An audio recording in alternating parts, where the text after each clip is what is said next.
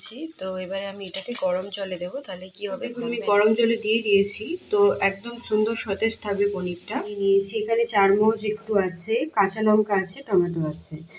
তো এটাকে আমি সুন্দর করে পেস্ট করে নিয়েছি গ্রেভির জন্য। এটা তুলে নিয়ে তো মধ্যে আমি একটু দারচিনি দেব, লবঙ্গ দেব আর এলাচ দেব।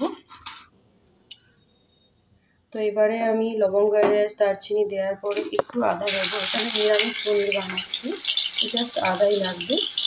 এখানে রসুন আর পেঁয়াজ দেবো না, বাকি আমি পেস্ট যেটা বানিয়েছি ওটা দেবো।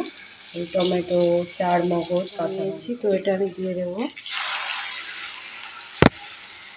তো এটাকে খুব ভালোভাবে নেড়ে নেব।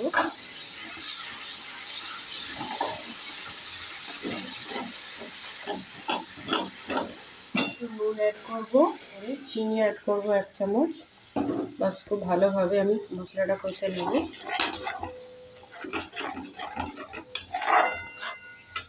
গরম জল অ্যাড করবো একটু, জাস্ট দিয়ে আবার একটু ফুটিয়ে নেব। 1 চিমটে হলুদ গুঁড়ো দেব, লঙ্কা গুঁড়ো দেব। বাস এবার আমি মিশিয়ে নেব।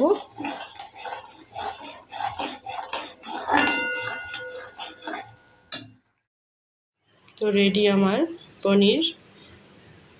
সকালে ভাইফোঁটার দিনে তো খুবই ইজিলি এটা ভাইরা পছন্দ করবে এবং বানিয়ে নেওয়া যাবে। তো